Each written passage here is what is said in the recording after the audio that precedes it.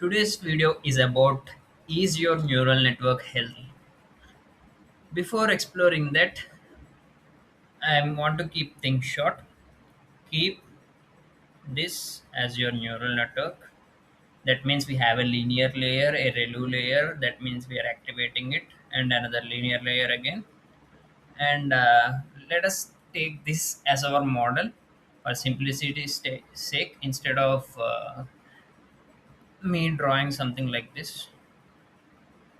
And the main goal is to check whether the neural network is healthy or not, because whenever we train something or during training, we won't get the same output every time. And we know that the process of engineering something is like trial and error.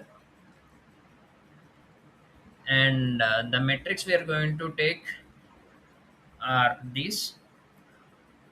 I mean, the types of stuff we are going to do right now in this video are: one is pre-activation and other is post-activation. That means before activating the neural network, I am checking whether the neural network itself is healthy or not. That means the initial values. And post-activation, whether the output values we have got, are they healthy or not. One is applied in the linear layer, that means this, and other is applied at the ReLU. And ReLU one is exclusively for this thing, dead fractions or dead neurons. And for this, let's take some norms. And we need to consider one thing, that this thing is not universally valid. These are like values we take, I mean, some sort of standpoint where we start. And these are applied for normal MLP models, not for stuff like transformers, long short term memory, or RNNs, all that. And here we are going to check these problems. If any of that problem exists, that means the neural network is not healthy. One is dead neurons. That means the neuron itself is dead.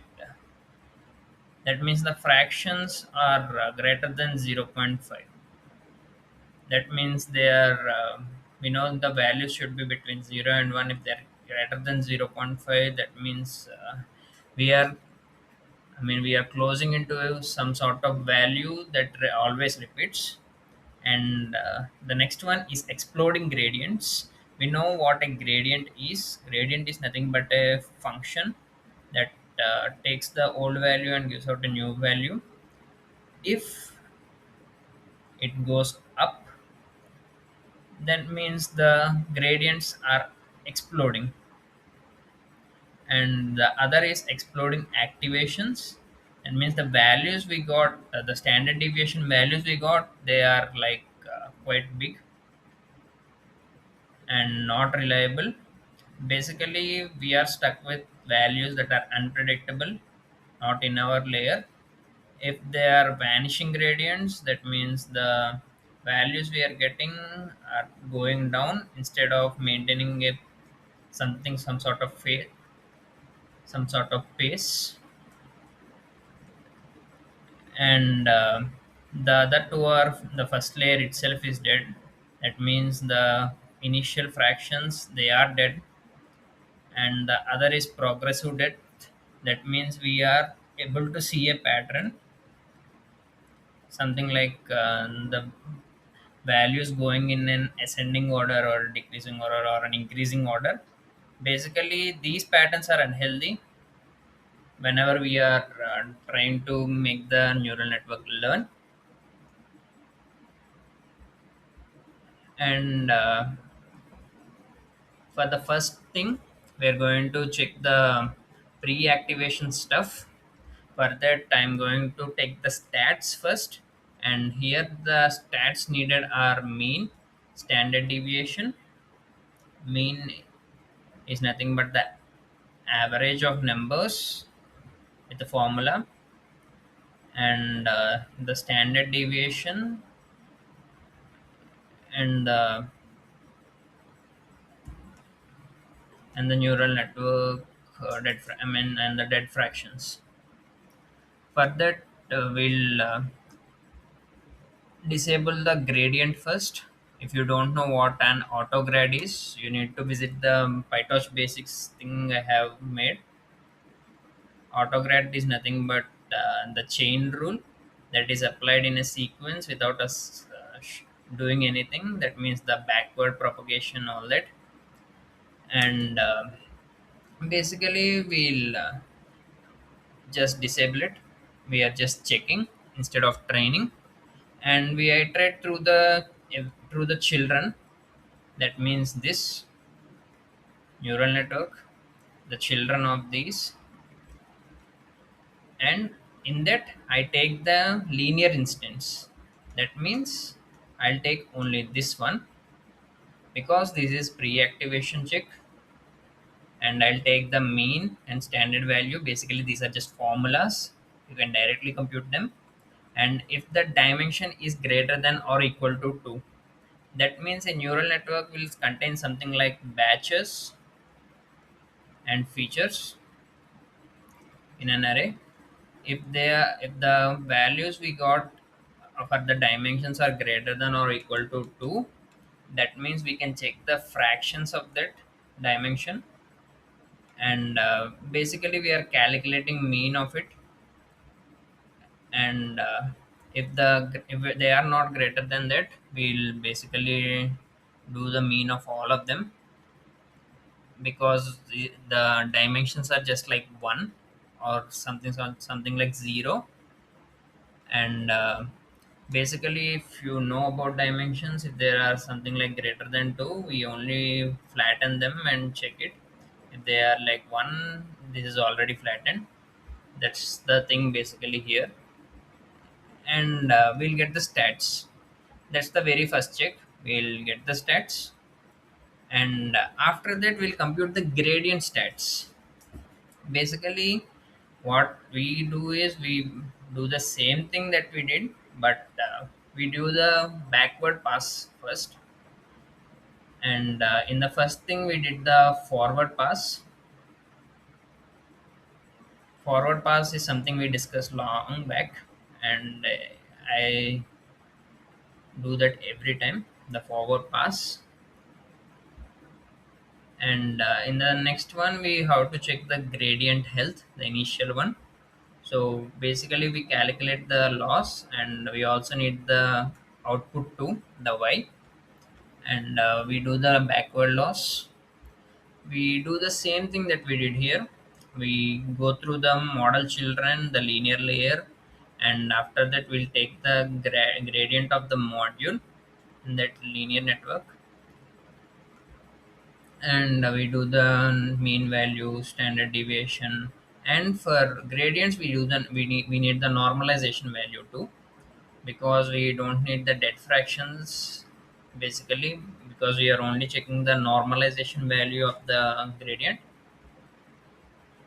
And we'll do the checks we have in the table. For resin activation states, if they are greater than zero point 0.5, they are dead neurons.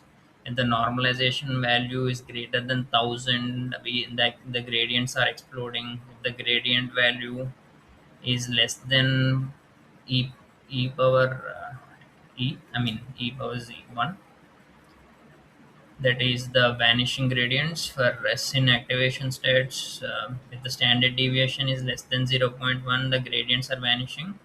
If they are greater than 10, the gradients are exploding. If these are not there, basically the pre-activation values are healthy. And this is the one thing. And here we do the post-activation now. Post-activation is a little interesting, because here we are going to learn about dead ReLU and the techniques to avoid this. Basically, this is quite important than the training thing we are doing, the pre-activation thing. The post-activation thing is here. Basically, what we do is we check some rules, and we apply fixes to it along with it. Let's say if the layers we have are greater than zero point 0.5, and if you see the table here, if they are greater than zero point 0.5, we got dead neurons. And the same thing that is applied here. Further, to avoid these kind of checks, we apply LeakyReLU, or you can call it LReLU. If you remember what ReLU is, ReLU basically is this formula. We'll take a value, and we keep it between, we keep it greater than 0 every time. But LeakyReLU solves a problem that the neurons are dead. We use a factor called alpha, and we'll take the x. We have another value x, and basically we do the max computation for this, because this activation is already done, and we do the same activation again. And if you know what a ReLU is, it looks like this, and leaky ReLU looks a little like this. Yeah, there is some deviation here in this line. Maybe my drawing skills are bad. Basically, we apply leaky ReLU in those cases, and if they are greater than zero point 0.3, that means 33% of them are dead. We'll just reinitialize the weights. We reinitialize the fractions that are there. If we find a pattern like they are strictly in increasing order, that means ascending order, in those cases we'll reduce the learning rate. That means the learning rate we use while calculating the gradients and the gradient descent, and those are the ones that we have to do. And if we check the code, it has the same pattern. We basically turn off the back propagation, and we'll go through the module children. And we are checking the ReLU children, the ReLU layer only, and we check whether they are dead or not.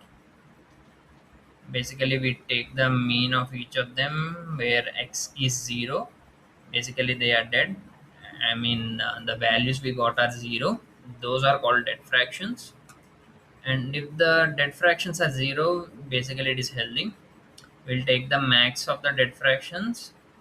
If any of the layer is greater than zero point 0.5, that means we have to use leaky ReLU. If the first layer is itself is dead, we'll reinitialize. That means 33% of them are dead. First layer is dead in the sense. And if the dead fraction shows up a pattern, we reduce the learning rate, and we want it strictly increasing, so that's why we are not using less than or equal to, we are only using less than. And if the max fraction is less than zero point 0.1, that means it's around like 0.001 or something, it is still healthy because it's still greater than 0. And after all this it still is not there, then it is healthy. Basically, this is the checklist we need to find the neural network is healthy or not. These steps are quite helpful when you are debugging a neural network, or doing it for a job or something. Basically, this is quite interesting stuff we have to learn whenever we are doing machine learning. And you find the same kind of pattern in AI agents too, if you explore a little, because whatever we do, it loops upon itself. That's the main goal. That's how ML works. Everything is a loop, but everything is written systematically without going beyond and beyond infinity. Yeah, that never happens. And coming up to the next videos, in the next videos I'm going to make a long video about NLP, the techniques that are used, some tips how ML, I mean the thing how NLP works. Basically, I know few things, but I don't know like in depth. I'll try to prepare a simple video like around 30-40 minutes covering the most important NLP concepts, because in the next uh, coming videos we are going to check the attention, that is quite important, kb cache, all the basic building blocks of the current LLMs, and modern algorithms like, I mean, modern activation functions like LReLU, PReLU, even GReLU is there. They already has this leaky stuff inbuilt. They all avoid these dead neurons in pretty better way compared to the traditional ReLU. So basically, this is all about the video. Thanks for watching. Please like, share, and subscribe.